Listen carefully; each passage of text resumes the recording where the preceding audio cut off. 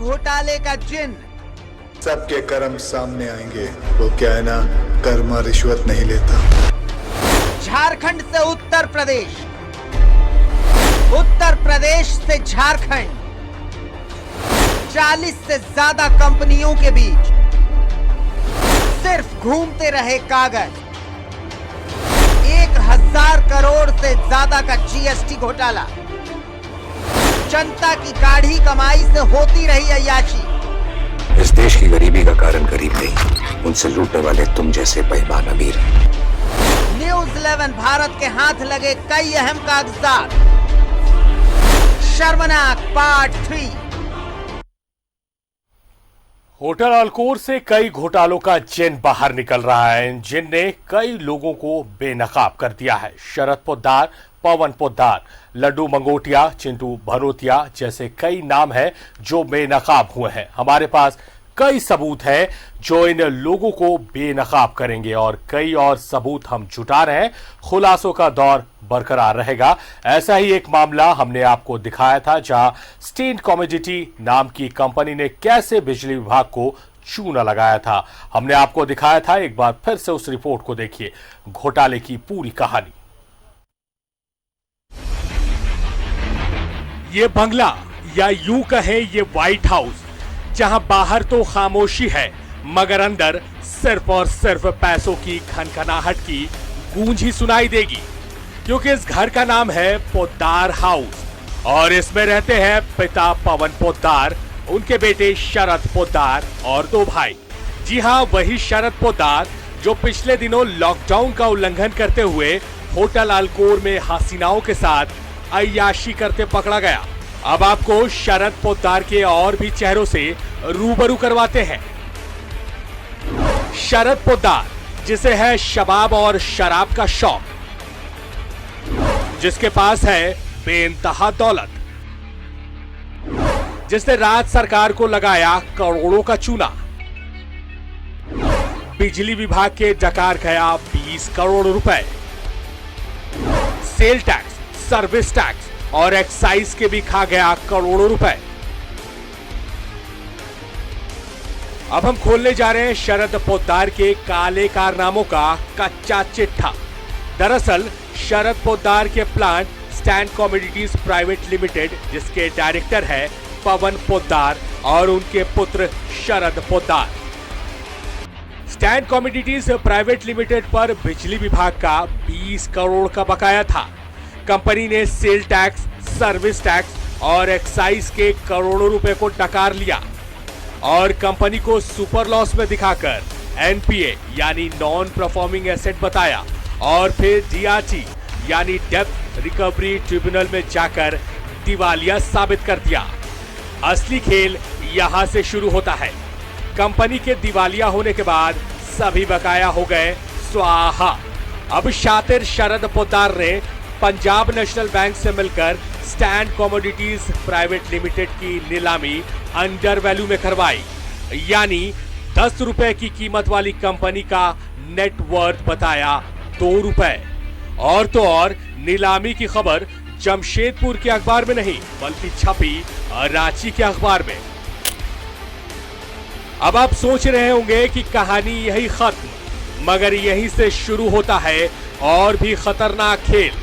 शातिर शरद पोद्दार ने अपने रिश्तेदार अंकित पोद्दार, मोहित पोद्दार और चंदन मित्तल को खड़ा कर कंपनी को मात्र 1 करोड़ 25 लाख रुपए में वनांचल इन्गोटेक प्राइवेट लिमिटेड के हाथों बैंक अधिकारियों के साथ मिलकर बोली लगवा दी, यानी सारा उधार बकाया समाप्त और घर का माल घर में ही रह गया। अब सुन लीजिए, ये चंदन मित्तल कौन है। ये वही चंदन है जो जयमंगला स्पॉन्ज आयरन और शिव शंकर आयरन स्पॉन्ज में शरद का पार्टनर है।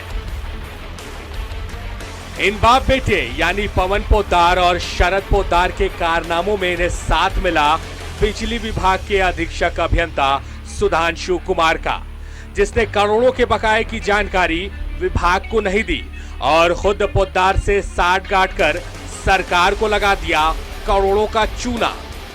तो वहीं पंजाब नेशनल बैंक के अधिकारियों से मिलकर प्लांट की चोरी छुपे हो गई नीलामी।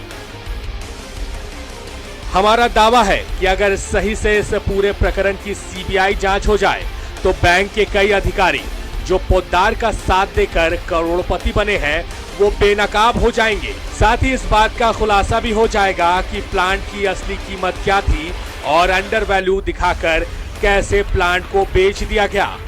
Bureau report, news 11 Bharat.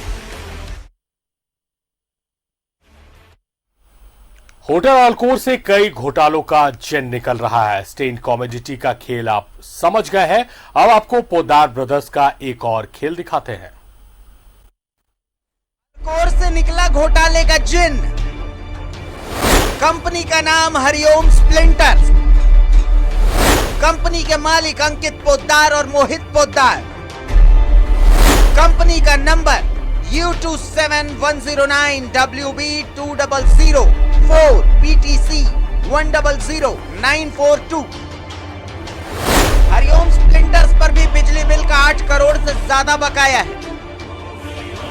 यह कंपनी धाल भूमगढ़ में थी और फिर धाल भूमगढ़ से एक गोला आ जाती है, पर बिजली विभाग को कानों कान खबर नहीं होती।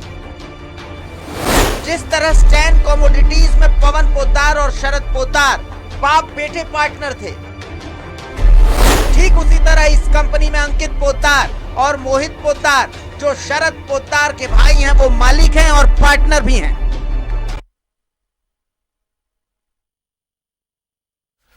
तो बड़ा खेल है, इन पोद्दार बंधुओं ने बड़ा खेल रचा। पहले स्टेन कॉमोडिटी, अब नाम आया हरिओम स्प्लिंटर्स जो जमशेदपुर में थी। 8 करोड़ का बिजली बकाया है इन पर और ये शिफ्ट हो गई फिर उसके बाद गोला में। और इसके पार्टनर है मोहित पोद्दार और अंकित पोद्दार जो कि शरद पोद्दार के भाई हैं और इसमें वो बिजनेस पार्टनर है यानी कि डायरेक्टर्स हैं। तो किस तरह से करोड़ों का घोटाला सामने आया है। होटल अल्कोर मामले में सिर्फ दिखाया गया कि अय्याशी होती थी, मगर उन अय्याशी जिस पैसे से होती थी वो पैसा कहां से आता था ये तमाम आप इस रिपोर्ट्स के जरिए समझ रहे होंगे। और परत दर परत हर उस चेहरे से हम नकाब खींचकर हटाएंगे जो आपके और हमारे पैसे से इस तरह के अपराध को अंजाम देते हैं और सरकार को कहीं ना कहीं चूना लगाते हैं। हमारे सहयोगी अचल हाल हमारे साथ लाइव जुड़े हुए हैं, सीधे उनका रुख करेंगे। अजय, पहले स्टैन कॉमोडिटी की खबर हमने दिखाई, किस तरह से 20 करोड़ बिजली का बिल बकाया और सब अधिकारियों की मिलीभगत से सब स्वाहा हो गया। अब दूसरी कंपनी आई है हरिओम स्प्लिंटर्स जो 8 करोड़ का बकाया उस पर बताया जा रहा है। जमशेदपुर में थी कंपनी और बिना बकाये का भुगतान कर आराम से गोला शिफ्ट हो जाती है। बिल्कुल सारिक, देखिए स्टैन कॉमोडिटी का मैं अपडेट आपके माध्यम से अपने दर्शकों को बता दें कि झारखंड राज्य बिजली वितरण निगम मुख्यालय को ये रिपोर्ट आज शाम या कल सुबह तक मिल जाने की पूरी संभावना है, क्योंकि 48 घंटे का वक्त मिला था, 48 घंटे का वक्त गुजर गया है। हमारी बात हुई है कार्यकारी निदेशक के वर्मा से, उन्होंने कहा कि किसी को छोड़ा नहीं जाएगा। और हरिओम स्प्लिंटर का जो नया मामला आया है 8 करोड़ रुपए का, उन्होंने सख्त शब्दों में कहा कि चोर चोर मौसेरे भाई की खेल में यदि कोई भी शामिल होगा वो तमाम लोगों पर न सिर्फ कड़ी कार्रवाई होगी, बल्कि उन्होंने कहा है कि ये इसमें सीएबी जांच के लिए भी वो लिखेंगे कि कैसे पूरे तरह का मामला है। बिजली बिल का बकाया नहीं भी राजस्व जो राज्य सरकार का खजाना होता है उसको सीधे उसमें डाका डालने की कोशिश कुछ बिजली के अधिकारियों ने की है। ये पैसा राज्य सरकार के खजाने का था। 8 करोड़ रुपए का यदि आप हर महीने ब्याज जोड़ेंगे तो कम से कम 1.5 से 2 लाख रुपए का होता है। लिहाजा एक किस परिस्थिति में झारखंड राज्य जो जमशेदपुर एरिया बोर्ड के अधिकारी हैं, बिल्कुल कहा जाता है कि तमाम लोगों ने सब कुछ देखकर चुप्पी साधने में अपनी भलाई समझी और सबका एक निश्चित परसेंटेज तय था कि किसको कितना पैसा मिलना है। जाहिर सी बात है हरिओम स्प्लिंटर के मामले में भी ऐसा ही हुआ होगा। जमशेदपुर एरिया बोर्ड के कई अधिकारियों ने खेल खेला है, बिल्कुल घोटाले का खेल। अब जबकि न्यूज 11 ने इस खबर को दिखाना शुरू किया है, जैसा कि हमने 2 दिन पहले कहा था कि अध्याय की शुरुआत हुई है, अंत नहीं है। अंत होटवार जेल में तमाम अधिकारी जब जाएंगे तब इस अध्याय का अंत होगा सारिफ।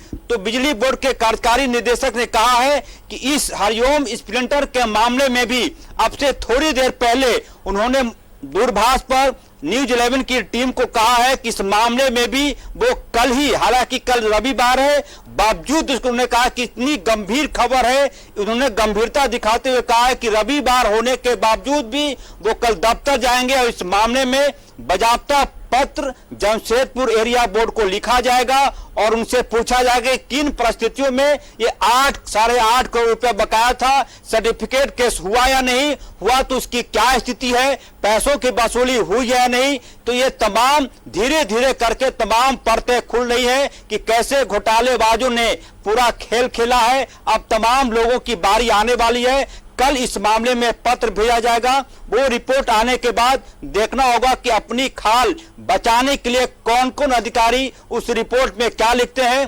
फिलहाल ये मामला काफी तूल पकड़ चुका है। सारिफ, अजय, बिजली जो विभाग है उसकी जो जांच है वो उस पर कितना विश्वास किया जा सकता है, क्योंकि जो स्टैंड कमोडिटी है उसके बारे में जो बकाया वो तो है ही है, 3 बार छापेमारी भी हुई, बाजाफ्ता केस रजिस्टर किया गया, कार्रवाई कुछ नहीं हुई है।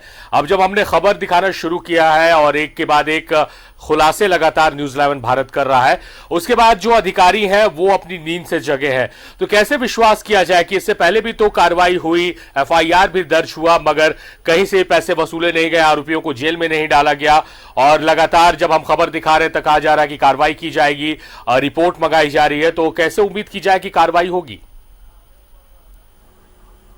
देखिए सारिक, इससे पहले होता यह रहा है कि गुनाहगार भी आप, जज भी आप ही की अदालत, यानी कि सब कुछ बैठे बिठाए आपके ही हाथों में था। पूरा शासन बदल गया है झारखंड सरकार की, सूबे में हेमंत सोरेन की सरकार है, जाहिर सी बात है उनके जेहन में एक एक चीजें हैं। और बिजली विभाग एक ऐसा विभाग है जो पूरी तरह से रिकॉर्ड पर काम करता है। इसके रिकॉर्ड में छेड़छाड़ कहीं ना कहीं कुछ ऐसे छाप छोड़ जाते हैं जिसको कि बदलना मुश्किल होता है। यदि 8.5 करोड़ रुपया बकाया है तो है, इसमें कहीं से किसी प्रकार का कोई बदलाव करने की कोशिश करेगा तो समझिए कि वो अपनी राह हुटबार जेल की तरफ और आसान कर रहा है। क्योंकि जो बिजली की खपत होती है उसकी पूरी मीटर में ना सिर्फ रीडिंग आता है बल्कि जो सेंट्रल रूम बना हुआ है, कंट्रोल रूम, झारखंड राज्य बिजली वितरण निगम का, बड़ी कंपनियों का पूरा रिकॉर्ड होता है कि अमुक महीने में इस कंपनी ने कितनी बिजली की खपत की है,